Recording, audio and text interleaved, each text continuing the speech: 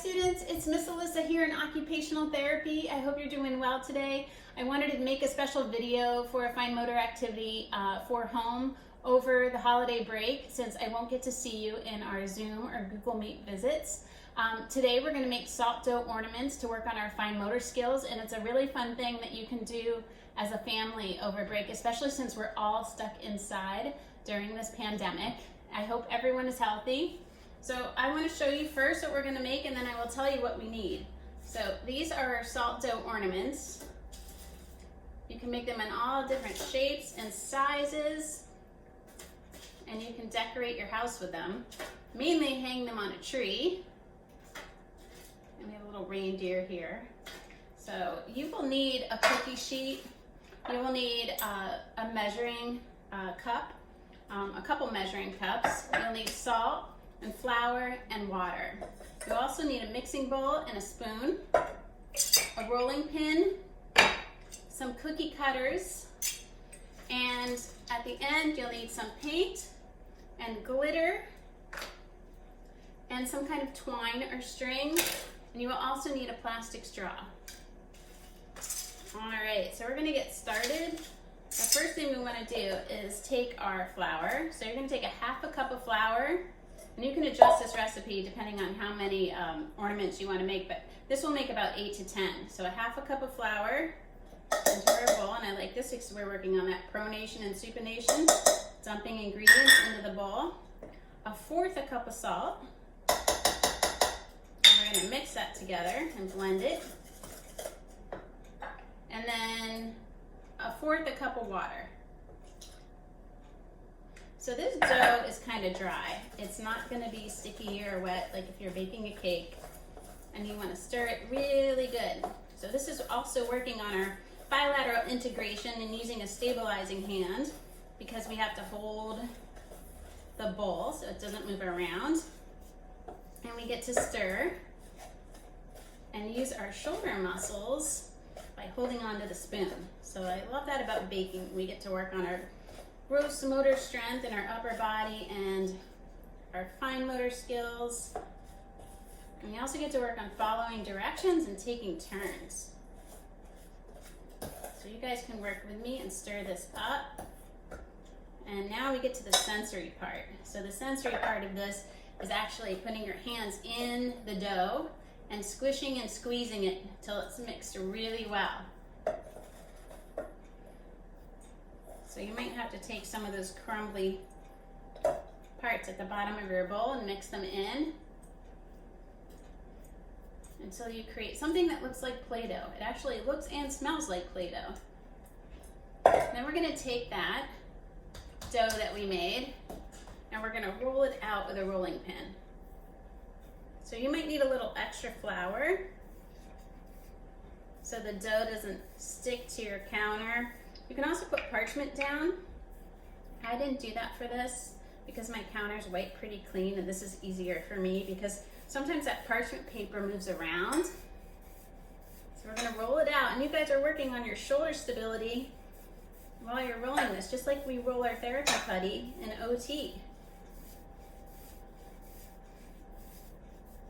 And once you roll out this dough, it's gonna be nice and flat. You can pat it, push it. You're gonna get your cookie cutters, and I have a Christmas tree, and you're gonna push down just like you do with your Play-Doh at school.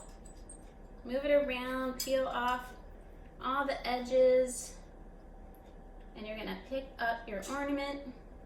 You might need a spatula for this actually. This can be kind of tricky. And then we're gonna place it on a cookie tray on parchment. Then we can do that again. We can roll out our dough using our rolling pin, and we can make some more. So we're gonna push down, just like making sugar cookies. And you're gonna go ahead and take all that dough off from around your ornament and pick it up, just like that, and put it on your cookie tray. And I'm gonna make about 3 more with you guys. So again, you can pick up that dough and play with it and smush it and squeeze it and roll it out, or push it down with your hands. And sometimes these ornaments actually turn out a little better if they're thicker.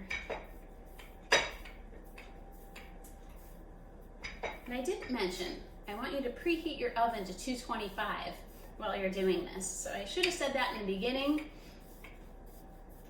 but I will put that in the email so you guys know the directions in advance in case you want to work alongside this video. So I also have a little bell. So I'm going to make a bell.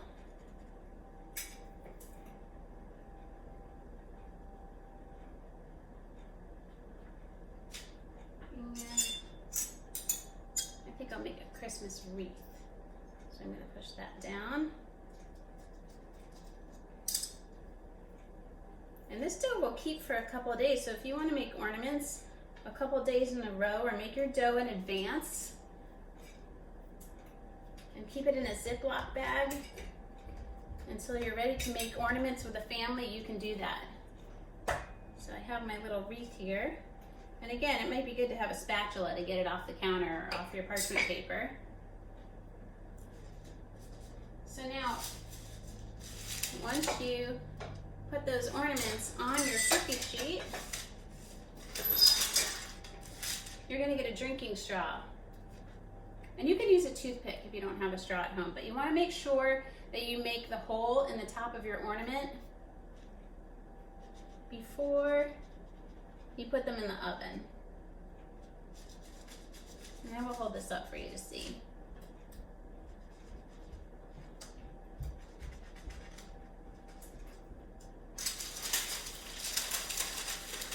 So you can see we have little holes in the top of our ornaments so that when they bake and get hard, you will still be able to get twine or string through. So we're going to go ahead and stick these in the oven.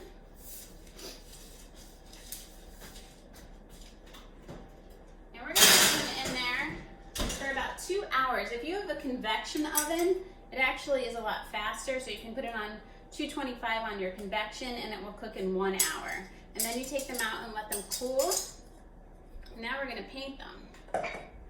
So I have some of my ornaments already started with paint, but we can paint together. So these are the ones that are already dry. And I've already put a base color on my little bell here. So then we're going to get our paintbrush and our glitter. And the last thing you might need is some kind of varnish or finish. So after the paint dries, you can put something like this on. This is called gesso, and it's usually found in like Michael's or any kind of craft store, or you can find it on Amazon. It's a little bit expensive. There's something called Mod Podge that is much less expensive and does the job just as well, so you can buy that too. And after your paint dries, you can kind of gloss over everything with this. It looks white when you put it on, but it will dry clear. And then you'll have your ornament for years and years to come. So we're gonna paint. Let me get my paintbrush. I almost forgot. So it's good to have a little cup of water with your paints, and maybe like a paper plate to have kind of a little palette. And I'm gonna put some stripes on my little bell that I made. So you can go ahead and put a paper plate out and squirt some different colors of paint. You can use non-toxic paint for this at school. We actually use some tempera paint, and it works just as well as acrylic, as the acrylic paint. And I actually got my acrylic paint in CVS. I was there the other day, and I was walking by the craft area, and I saw it, so I grabbed it, and it was really cheap. And they have it in Target as well if you want to buy acrylics from Target in their craft section. So we're going to go ahead and let that dry. So I put some stripes on my little bell. And then for gesso, you want to make sure you shake it up. I just want to show you how it goes on.